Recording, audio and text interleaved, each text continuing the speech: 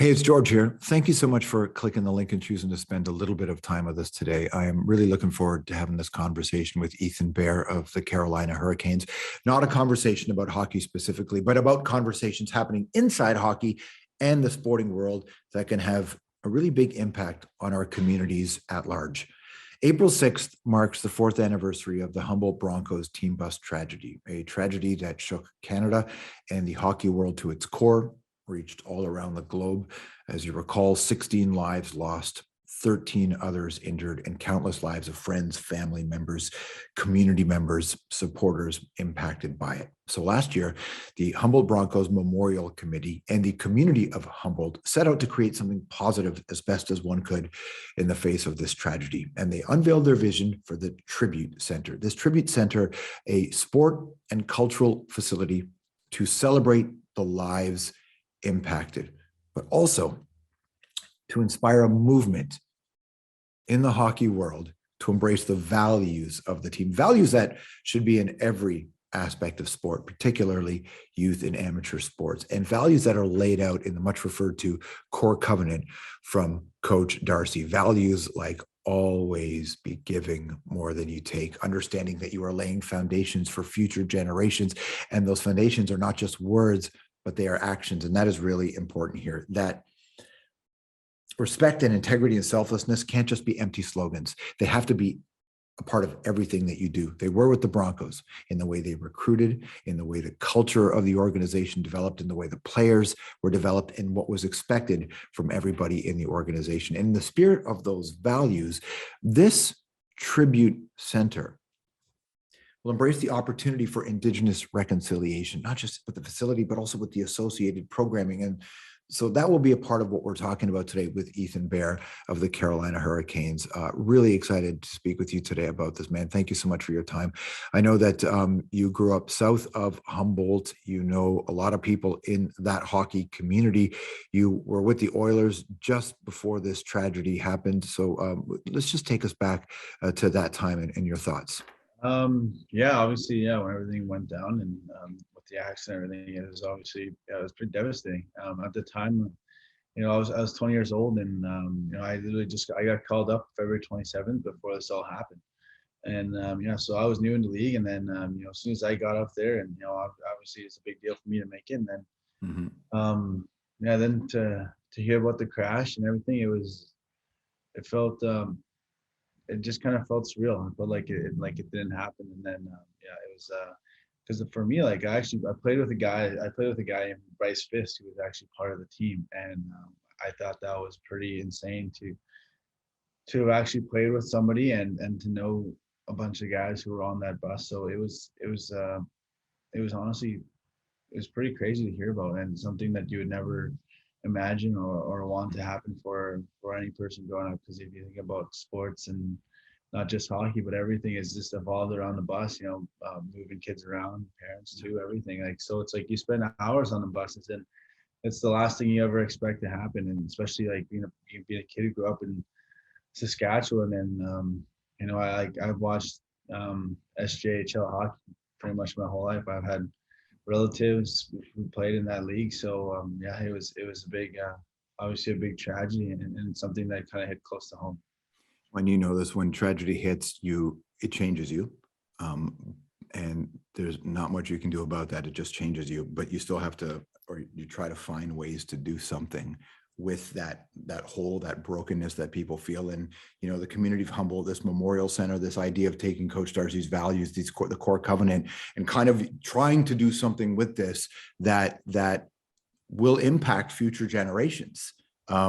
Which is pretty amazing to find a way to build some kind of positivity from this. And the core covenants are kind of really important. And we look, dude, you know this better than anybody. We hear an awful lot about hockey culture and how it's not particularly inclusive and it's not particularly respectful. And we know it's changing, thankfully, but just how important it is to have these kind of core covenants at a ground floor level, at a foundational level in the sport.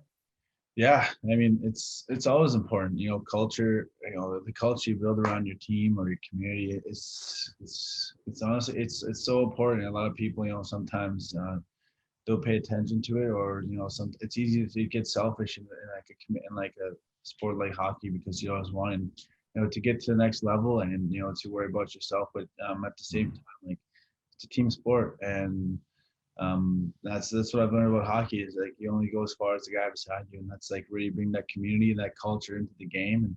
And winning together is such a important thing, because you build relationships, you build memories, and yeah, like you said, it is important to have your core covenants, and things that you believe in, as for like as the coach, demonstrate, and his beliefs. And that's like, growing up in hockey, I can playing on my own teams, like we've had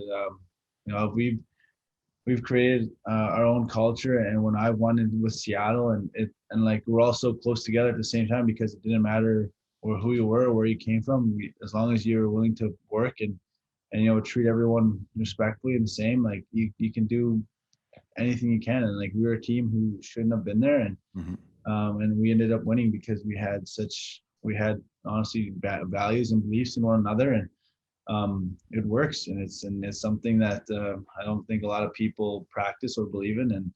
And yeah, like if you can bring it to your community, or whatever it is, it's it can take people a long way. And listen, you like any player who has a great game or a bad game is going to hear from people about it. That's sport. We rip everybody. That's the game. You get a whole other level, and you experience it very personally. So it's one thing to have this community and you want to build, and it's all about together.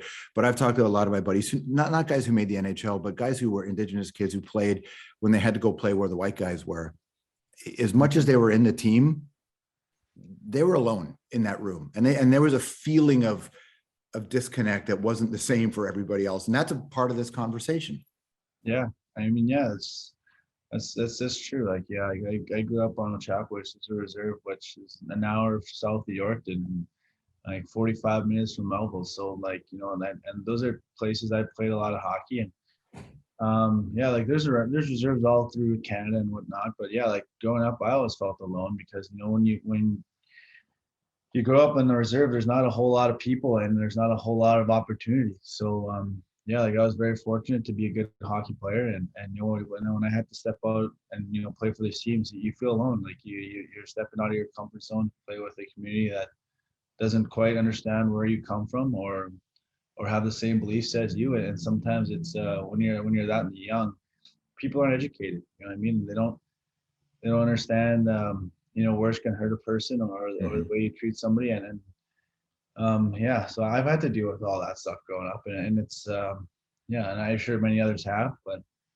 something that, like, yeah, I try to help people understand that this is how I felt, this is what I had to go through, this is how I persevered through things. But yeah, but like in the place in Saskatchewan, like I think like it's starting to be brought forward more, and people are starting to have that conversation and educate others. And that's a big thing that's not just happening in Saskatchewan, but hockey in general. And it's honestly, it's good to see, because I think hockey is such a team sport, and it's like all sports are having more I would say, like, having more ethnicities within their game and everything. So and I think it's like you're supposed to play sport for fun, and no one, like yeah, and obviously race is something that this world is starting to bring forward more, and everyone's starting to be talk about equality and all that. So I think that's a big thing. But at the end of the day, it's about your talent and what you can bring to your game and stuff. But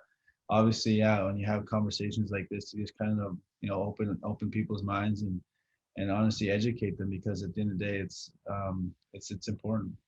One of the things that I find really interesting about where the conversation is going today, and I'm hopeful about it, is that what people are learning is different language now, right? And different ways to reach people, and that different cultures have different ways of dealing with what they're going through. And so we live in an era where we're celebrating differences, but one of the challenges of sports is fit in. And how do you manage that? I honestly, I think the biggest thing is just being yourself, to be honest. Like being yourself, and just being who you are, and being comfortable with it. Because at the end of the day, if someone's interested, they'll ask you, what's this and what's that about. And if you want to educate them, and show them your culture or what you believe in, like that's great. That's just kind of the way I go with things. Like when I was younger, like I was obviously afraid to be myself. I just wanted to be like everyone else and fit in. And but it's at the same time you lose a sense of who you are as a person, and you could start to become a follower or do something and do something that's better for themselves and then what's best for you. But that's just something that uh that I think, like, as growing up, you just gotta, I think that's up for the parents too, to teach their kids and to help them believe in themselves and support them.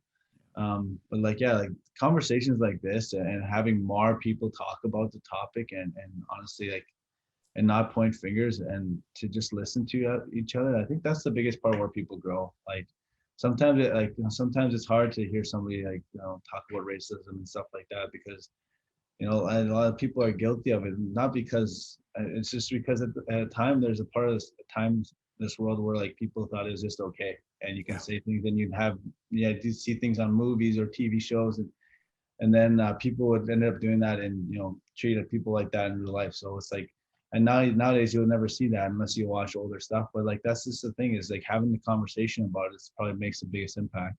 Yeah. And being, and one of the challenges of it, and I think it's okay that it's a challenge because the onus is on us to figure out how to do it, is that other people are so deeply triggered by these conversations because of their own personal experiences, and trying to navigate how there isn't a one size fits all approach to this conversation, right? It can't be like that. No, exactly. Like, yeah, like everybody, like, exactly. That's why I say, like, you can't point fingers. Like some people were, I always say, like, it starts with the parents. Like it always comes by how you're raised and how you're brought up. Yeah. If you, obviously, like, yeah, like I had a story where, one story was when I played in Melville, this kid was like, yeah, these dirty Indians were on the golf course. And like, and then there's 5 Indian guys, like 5 native kids from my reserve that on the team. And like, I barely heard it, but I was like, what? And then like the kid just tightened up and was like so scared. But I was like, man, it's not like, it's like at the time it's, you want to get up, what do you want to gang on the kid? No, it's like, I can't even be mad at him because that's what he hears at home.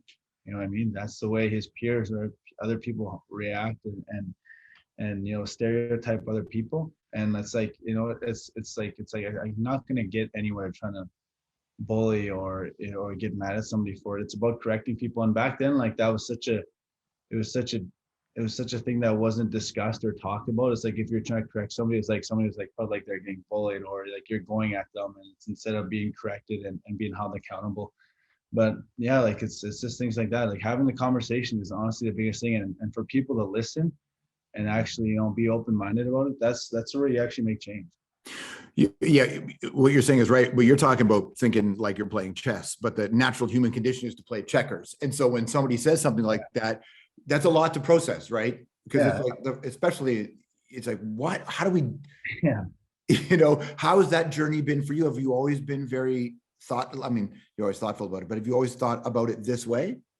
No, honestly, I haven't really. Honestly, not till I kind of grew up. Like when I was younger, like I was a quiet kid, and the way I grew up was like, yeah, like I don't know what, like, my parents would always tell me to just respect people and to just believe in what I believe in and believe in myself. So for myself, I was like, okay, if you want to be like that, I'm just gonna prove to you on the ice that I'm better than you. I'm not gonna try and win an argument with you just because like it doesn't get me anywhere. Right.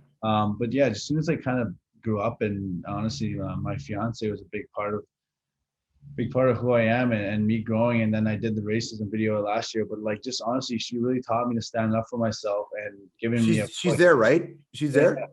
Can she say hello? Will she say hello? Yeah, welcome. Say hello, Nate. Hello. How are you? Hi. There's some, I'll ask you a question. If you don't want to post, we can cut this part out if you don't want to, but we'll leave it in. Hockey players who are not white are victims of racist attacks when things go badly on the ice. Your social media post was a hammer shot when that happened. Can you walk us through what you were feeling and how you talked about it with each other after that? Yeah, I'll just grab a chair. Yeah, go up a chair. You go ahead. Come on. Because this is a big part of the core covenant, and I think which is really interesting about the core covenant. Yeah, that's what a lot of people like. She's a big part of who I am and why we do what we do today. It's like I never dreamed of being a hockey player and having to speak up and do this. Yeah. But she taught me a lot about believing myself and standing up for myself. So yeah, she's a big reason. So it makes sense. And that you don't have to do it alone, which I think is really hard, right? Especially men, we get this bullshit in our head where we're like, we have to do this, we have to be strong. Yeah, exactly. Yeah. So hi, nice to see you. Take us through your thinking through that process. Yeah, well, when I seen like he didn't have access to his social media during the playoffs because he wanted to focus on the game. And so I was like answering, people who wanted to partner with him or things like that, or whatever he had to post. So when I seen all the messages, I was so overwhelmed because he didn't see it. So it felt like attack on myself and my family as well, because like I grew up experiencing racism too. I grew up in a predominantly white high school. Like all my sports teams, I was the only Indigenous person on the team. So it kind of like it affected me as well. So when I told him after the game, I was just so frustrated because I wasn't in Edmonton. I was home at the time and I was hurt, and we didn't know what to do because we knew we wanted to say something and stand up. We didn't want to be silent anymore because it was happening for so long over the course of his career. I would just see little things and so many comments that were directed at Indigenous people and that we weren't capable of the same things, or that we were alcoholics, like all of these stereotypes that weren't true, and also stereotypes that just hurt us in the long run and people continue to say. And so when I did write the post, his agent and everyone was mostly saying like we should just take a little bit of time to process it. So I agreed with that. So then I just posted it on my Facebook because that wasn't for the world. Like my Instagram was kind of for everyone, but my Facebook is for my family and his family. Right. And they didn't know what was going on. So I just put it there as I was sitting on my flight and I was like, I don't know how to say this, but I'm just gonna type it all out and put it onto my Facebook. So his aunties and uncles and his grandparents, and they can know that like we need their support right now. And so I posted it and I got on our flight home to Edmonton and my phone was off. So once I landed, everything, like it was all over Twitter. Like everyone was saying, Lanesia, like, what is this? And I didn't even like talk to my friends about it yet because it was like 24 hours ago that we seen these. And I was like overwhelmed, and I got home to Ethan and he was laying on the couch. He was already home from the last season game. And I said, I did something. And he was like, what did you do? And I was like, because he didn't have social media on his phone. So I was like, well, this is blown up on Facebook and Twitter, and everyone's has this message, and it's going around that we've experienced racism, and you have directly for the mistake or for the game. And after that, we didn't realize that we had so many people's support, and we never really thought, because I got a lot of messages as well from other wives in the NHL and what their men have experienced. And I didn't think that I was speaking up for everyone, but a lot of the messages were like, thank you so much. Because it's scary. Like it's scary to say something. You don't know how, for one, like the fans or the NHL will react. But we didn't really think about that. We thought about our people have dealt with this for so long, and Ethan's in a position where he can try to stop it or try to help the younger generation react to it and stand up for themselves. So it was very overwhelming, but we are very appreciative of how many people support us and want to listen to our story. It's when she says to you, I did something, and it's kind of all over social media, and you're on the couch after the season, what are you thinking? I'm just like, no, here we go. I'm just like, buckle up. I'm like, here we go. We're just gonna, obviously, like I knew like it was getting blown up it was all over people, like a lot of people who had big followings on Twitter and just getting shared left and right. And I'm like, yeah, we're eventually gonna have to say something and do a statement. And that's what we did. Like obviously right away, like Edmonton was like, we want a statement. We want a statement from you guys. So okay, yeah, we'll do it. We'll do something tomorrow. And it was very hard because at the same time, like we still had to go to the team party at that time, and like there's still a lot of things that were creating a lot of pressure, and at the same time you don't want to say the wrong thing in that moment or point fingers. And And, you know, at the same time, like you have people being like, well, where's the evidence? Where's the evidence? Let's see Right. it. Let's actually see it. You're lying. You're lying. It's like, no, man. Like, it's like, who actually wants to do this and, you know, make a video about racism in front of the whole league? And I was like, nobody wants to do that. I'm like, it's like, that's the thing, is a lot of people didn't understand how hard it really was. But yeah, like once she did that, I was like, oh boy, here we go. And yeah, but you know what, at the same time, like, and kind of, I think it kind of let everybody step out of their own shells. I know we had a lot of people, a lot of other colored players in the league reach out and say, yeah, like we appreciate your video. This happened to us. This happened to us. And it's like, wow, it's like, I never understood that. You know, I wasn't the only guy going through it the whole time, but, you know, kind of, you know, stepping out of that comfort zone, being vulnerable and making that video was just a stepping stone. And then to having a lot of other people, you know, now you see the conversation being brought up more and more. Yep. So yeah, like we just kind of, you know, we're just kind of stand up for what's right and what we believe in, and that's just the way we go about it. You know, I think what a lot of people forgot, when, especially the negative reaction, and like, unfortunately they exist, but they like, they say that stuff, but it's hard enough to make the league. It's hard enough to stay in the league. It's hard enough to learn how to play in the league. And to be young in the league, a young D in the league, and all of a sudden now I got to do this, which this is more important culturally and for future, which, you know, Coach Darcy, one of his key cores is it's about future generations. But Yeah. that takes a lot of mental energy and emotional energy, when most pro players, it takes everything they have just to do that. Exactly. Yeah. How'd you manage that? Well, that was one thing we were upset about. We're like, well, what happens to the next Native kid that does this or makes a mistake and has to go through this? Like, I'd rather have it against the player as this player instead of just the skin color and his ethnicity. Yeah. Like, I was like, I said, I could take criticism all day long about, oh, I can't skate, or I suck at passing, I can't shoot, all this and that. Like, that's okay. I could work on those things, but when you come at my culture and my skin color, that's when you step over the line, and that's what most of it was about. And like that's what made us step up, was like, okay, well, like the next kid that's gonna have to go through this thing is gonna have to go through the same way and feel the same way I feel. But you know what, if we can take one step and honestly help try to change that, then it's just gonna make it, you know, it's just gonna be better, because then nobody has to feel what I had to go through, and that was the bottom line. So much is about elder culture, right? So who did you get to rely on and talk to about this in a like, I appreciate how open you are to, you know, both of you with me, but like, you don't know me, and in the media there's a legacy of institutional distrust anyway, as there ought to be. So Yeah. So who did you actually just get to be you with and really kind of explain how you were feeling? Nobody With really. I think growing up as Indigenous people, we're put into positions where we're like the only Indigenous person in a lot of situations. So when this happened, his family just they knew instantly. Like half of his community from back home picked up and drove 8 hours. Yeah. And like we didn't tell them to, because we're like, no, we're fine. And then so once they got there, it was like we had a big circle in our house where we all expressed how we felt about our lives and what we were going through, so that Ethan didn't feel like he just had to tell us how he felt, because that's how our people are.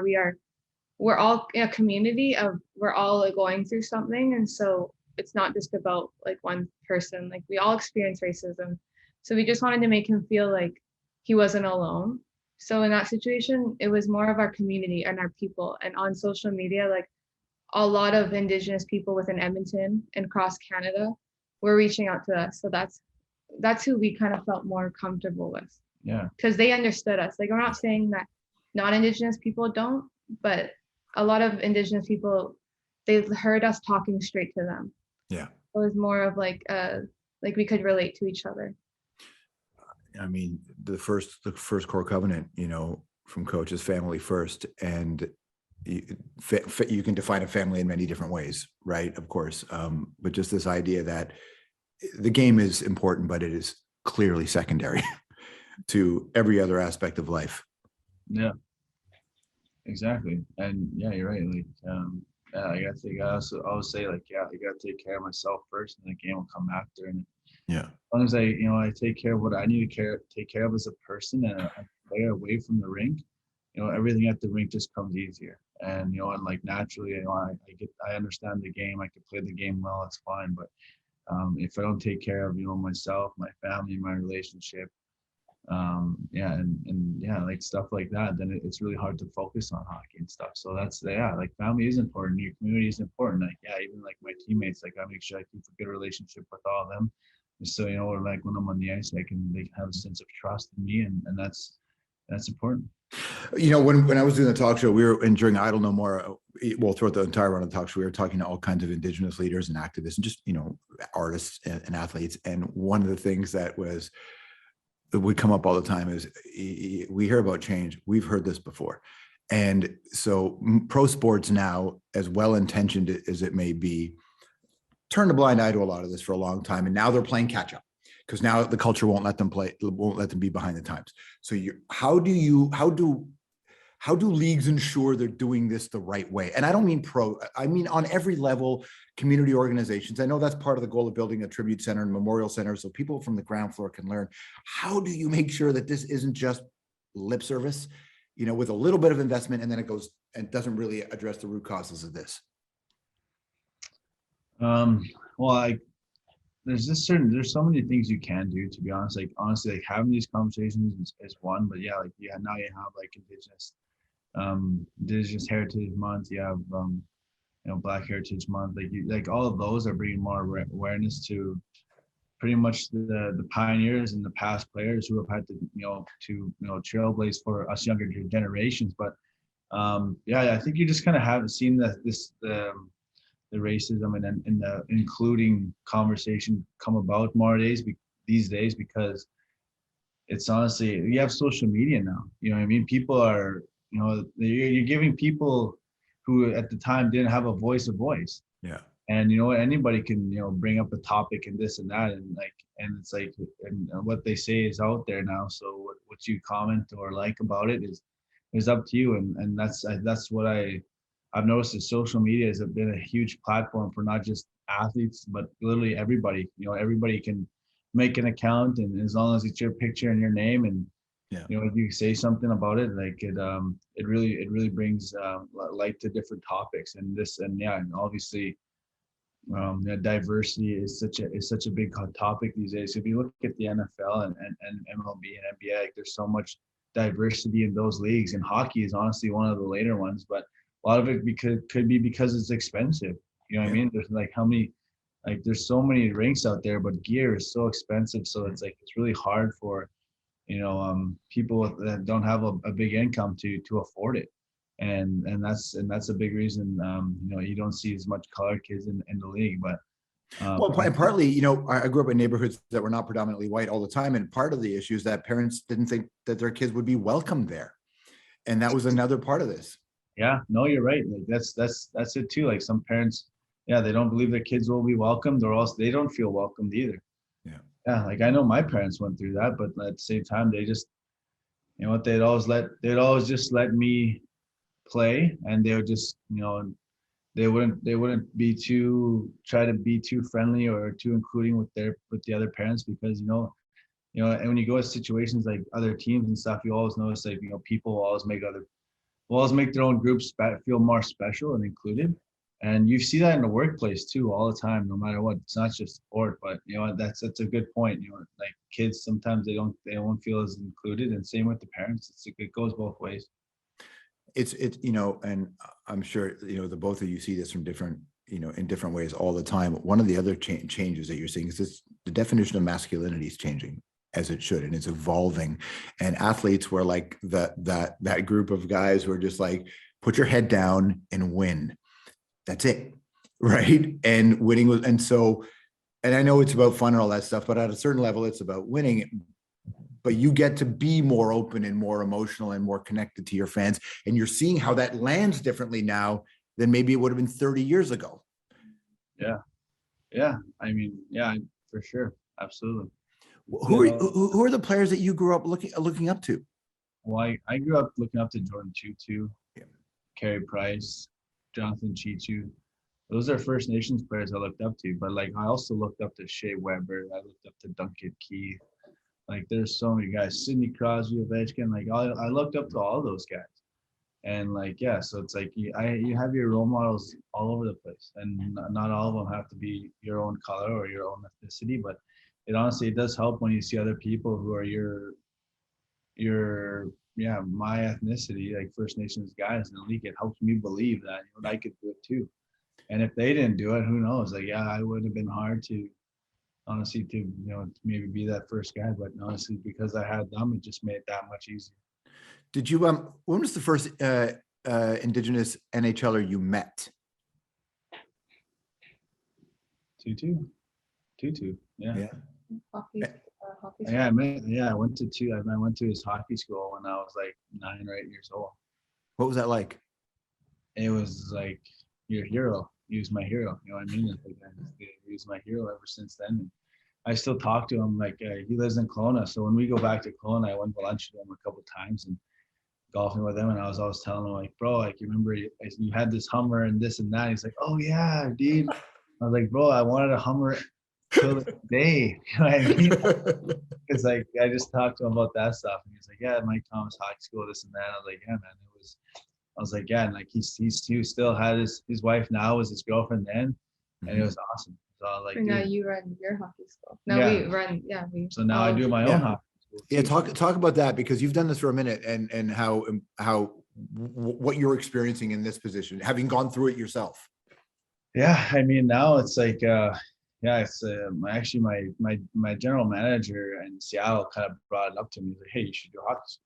I'm like, well, because I at the time he's seen the impact I had on kids back home, and he's seen the following that I had from people supporting me and fans. And I was just like, at first I was like, I didn't think I could do it. Like, I'm like, I don't know how I could do this. Like, Yeah. run so many sessions. Like, I'm not a coach. I don't have that many drills. But you know what? I had my cousin Courage Bear, he's actually a major AAA coach in Mormon. And he actually started the first Indigenous hockey academy in Saskatchewan. So he was a big part of it, and he kind of helped me run it. And then I actually brought 10 of my closest teammates from Seattle, and then I asked them, hey, do you guys want to come help me run this hockey school? And it was the year after we won the WHL. So it was just like, yeah, like, you know, it was just like a good reunion to reunite the guys, and then to honestly give back, and to, you know, honestly to see all these kids. Like the first year, I always remember like we even had kids who couldn't even skate. Like we had kids who were just like, their parents brought them out there, just threw them on the ice just so they can hang out with myself and the guys. And for those kids, like you just see every morning, like no matter how tired or worn out they are from the day before, they're just so happy just to be out there with us. And then yeah, like it's just, for me, it was just such a fulfilling week, like every year when I get to do it, because it's just, you know, I see a bit of myself in them when I was that age. And you know, and I always try to talk to them, have a little conversation, and, you know, see how they are, what they're doing, how they feel, and where they come from, and, you know, this things like that. Just because, like, you know, I that's what I wanted, you know, Jordan Tutu or Carey Price, you know, that's for me. You know what I mean? Like, I just imagine, like, man, like, and like, how would it feel like if they did that for me? So that's what I want to do for them. And you never know, like, it's just you know, a lot of them, you never know, like, you know, how they feel or what they take from it. But you know, for me, it's just my week to give back. Yeah. I want to get back to that, but sidebar, facing it when being on the ice and knowing Carey Price is on the ice, have you ever really wished, do you ever rush the net? Have you ever tried to, do you ever wish you were a center? No, I have one memory in Kelowna. He was out there skating. We have a pro skate stuff, and I remember, like, it was the first time, like, I played 20 games in NHL that year. I didn't get to play Carey that year, but I got to get dressed up with all the regular NHL guys. So I'm like, okay, I'm part of the boys now. But yeah, and then Carey was in there, and like I couldn't even go talk to him. I was like, holy shit! And I was like, idol right there. Like, so anyways, yeah. So I'm just a quiet kid. You know, I'm 20 years old at this time. Like, you'd think I'd be a little bit more confident, but I was just, you know, I looked up to all these guys. You know, I wanted to be there. I wanted to be, you know, I wanted to be, you know, a full timer just like them. So yeah. So I'm like, I'm just trying to earn my stripes. But yeah. So I remember my first time I get the puck and I'm going down and we're just doing a flow drill. So I'm just gonna go shoot on it. And I'm just like, oh, Carey Price, here we go, and I just absolutely muffed the puck on him. and I blew it. I blew it since I suck. But yeah, and then I actually scored a goal, but when we're doing like a scrimmage on him, but I can remember I was like, oh man, babe, I scored on carry. Like, Yeah. Did you keep the puck? No, I should have, but I wouldn't be able to live that one down. Yeah, like, that's like always like a memory, and like I share with her and stuff. But yeah, like I do hope he gets back in there in Montreal, and I could hopefully pot one on him. That would be insane. You do it for KK. Could you guys imagine, the two of you, that this is the position that you would be in? How long have you known each other? For 7 years. 7 years. Yeah. So I mean, a lot of life has happened in 7 years. Yeah. And to be here, could you have imagined that this is the place? I think eventually we would. We didn't think like that close to his start in the NHL. We didn't think it happened. We kind of were our whole relationship. We focused on, it was like training and working out and being away from our family so young, and like the sacrifices that we've never even pictured of being like standing up this much or having this kind of being like role models in a way. We never, because it you don't really chase that, and you don't really just think about that's your only priority. So when it did come upon us, we're very thankful, and we're very excited for what we can do in the future and what Ethan's following can achieve with helping young Indigenous athletes achieve their goals. And I think eventually Ethan would have stood up or said something. Yeah. But right now, with the NHL changing and with everything coming out, it's like the perfect time. Yeah, and like I said, like I never dreamed of being in NHL and having to make that video or go through this. Like, but like I always said, like everything happens for a reason, and like I went to Edmonton, and I made a name for myself, and and then time came, and I had to go through what I had to go through. I stood up, I made the video, and now it was my time to leave there, and I got traded to Carolina, and it was honestly the perfect timing, because I don't know how I would have been able to go back there and compete at a high level, and know that this is all what happened in the past. I got to deal with this. Yeah. But what? I think we're in a good place now, and we got a good support group, and I got a good team, and it's honestly we're very thankful, because I've always said that everything was meant to be. Everything happens for a reason, and we did what we did, and I think we did it the right way. And I think it's amazing for me to see. Like, I don't know if Ethan's noticed it, but so many of the Carolina fans are learning so much of what Canadians are experiencing, or what Indigenous people are experiencing within Canada, and learning more about Indigenous heritage and Ethan's culture. So I'm excited that we can bring that to the other side, like the East Coast. Well, I mean, it's one thing, Ethan playing in the league is one thing, but playing in Alberta, playing in Edmonton, which is really an important city where the whole country is for Indigenous peoples. And when you were gone from there, it was just, what? This was in a way the perfect place for you to maybe affect some change, going to Carolina, which is very different from Edmonton. So I wondered what that experience was like. And the United States has their own history, as every country does, with oppression and racism, and what it's been like being an Indigenous player in Carolina. I mean, it's honestly, like, I love it, because it's like it gives me my opportunity to focus on the game. Mm-hmm.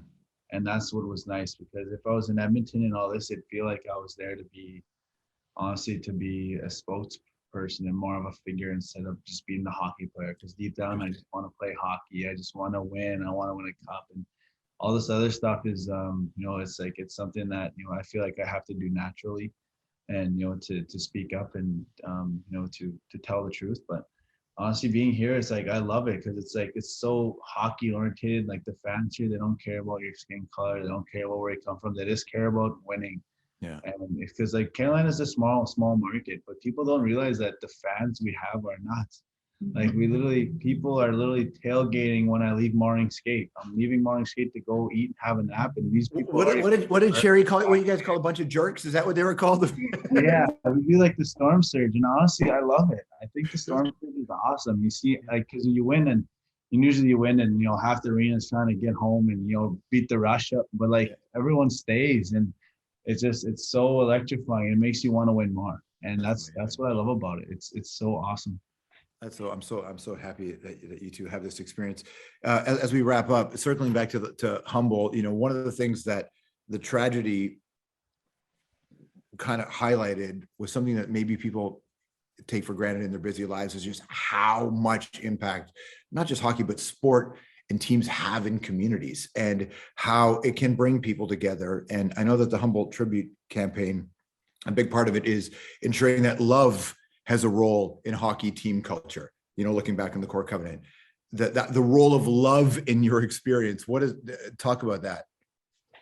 Yeah, like obviously, yeah, like it's like where I come from too. Like when you think about Humboldt and those small towns, and the SJHL teams, they mean so much to the towns and the communities, because that's like their pride and joy. It gives them something to root for, to compete for, and it brings a passion and a love to win, and to to compete against one another, and it gives them a sense of pride. Like whenever I'm playing, when I'm playing with the guys, I say we play for keeps, man. We play for keeps, and that's what. And it's like those bragging rights, and it's it's a natural and prideful thing to love, and that's what it does. It brings community, and it's just like, and yeah, like I remember I had cousins who played for SJH, the Terriers. I had a cousin who played for Melville, and it's like when those guys are on those teams, those are who we root for. Yeah. And when you're a hometown person growing up in, say, Humboldt, and all you've watched is the Broncos, that's your pride and joy. Those are your boys, and and that's who, when they come in, you embrace them. You know what I mean? And you want those guys to win. So it brings that sense of community and love and passion, and like, yeah. Growing up, I'm a Montreal Canadiens fan, as you know, but growing up in Toronto, you hear about the Hound Dogs, and you hear a lot about York, and you hear about Wendell Clark and Cornell and Lehman, and just the incredible legacy Saskatchewan has, in hockey. It just, every community, every hockey fan in the world is rooted for somebody from there. Yeah, exactly. Like Saskatchewan is such a small province. Like there's not a huge population, but there's so many players who play in the NHL come from Saskatchewan. And it's like you would, like, even Patrick Marleau, Brooks Lake, like Wendell Clark, like so many guys. I'm like, what? That guy's from Saskatchewan? That guy's literally an hour away from me. And like, it's just, like even Dave Tippett, it's like, and like these NHL coaches, and there's a guy in he's a coach in Edmonton. What's his name? Todd McClellan. Oh, Melville. Yeah, Damon Severson's from Melville. Like there's just so many guys who are from Sask. I'm like, no way. Like how, like there's so many players who make it out, but like in sense of like Saskatchewan is like it's all or nothing. And that's the way it is. It's like guys know that the opportunity is so small, and especially being from Saskatchewan, you don't have a lot of resources. So guys go all out and they put it all out there and they make it. When I was a kid, they built the Sask place, and I remember the whole story was the Blues were moving to Saskatchewan. When I was a kid, that was the hope, was that Saskatchewan was going to get a team, and it was going to be the St. Louis Blues. Yeah, that would have been awesome. That'd been great. Like like the Rough Riders, like it's like an NFL, it's like this NFL of the CFL. I say, like when you go to a Rider game, it's like a whole Saskatchewan reunion. Like you see friends from everywhere, and you just unite with everybody. So it would have been awesome. It would be cool if they ever did get an NHL team. I wasn't sure how it'd be, but I'm sure everybody would go watch. Oh, it'd be amazing. And Saskatchewan's also the place that gave us universal health care in Canada because of Tommy Douglas. So not a bad output. Sure.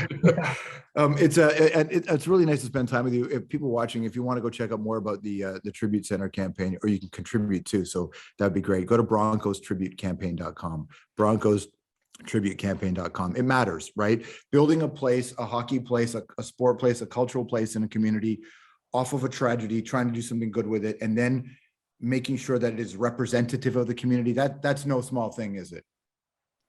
No, absolutely. No, it's not. It's a big deal. Yeah. Really good to see both of you. Thanks for your time today. Yeah, thank you Thanks for having us.